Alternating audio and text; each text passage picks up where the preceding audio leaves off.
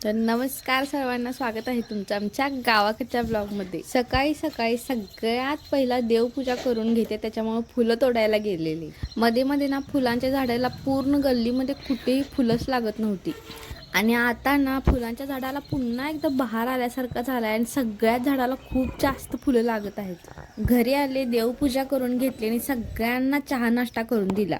चहा नाश्ता झाल्यानंतर ना सकाळी सकाळी आजी मला रोज एक भाजी निवडून देतात।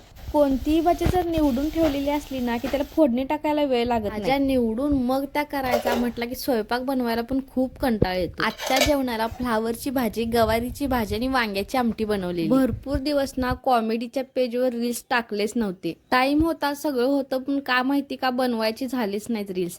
आज कस काय माहिती सगळाच टाइम जुळून आला आणि आज कॉमेडीच्या थोड्या रील्स बनवून कॉमेडी व्हिडिओज बनवताना हसायलाच एवढं येतं ना की सगळा व्हिडिओ बनवायचा टाइम त्याच्यातच जातो। ह्या सगळ्या ज्या शेणी आहेत ना, ज्याला आम्ही शेणकूट म्हणतो, जे पावसाने ना सगळ्या भिजलेल्या आणि आता 2-4 दिवस झालं खूप कडक ऊन पडत आहे म्हणून त्याला उन्हात वाळवून परत वापरण्यासाठी घेत होते आजी। आणि वरून विमान जात होतं आणि मोबाईल वरून केवढं झूम होतंय ते पाहत होतो आम्ही।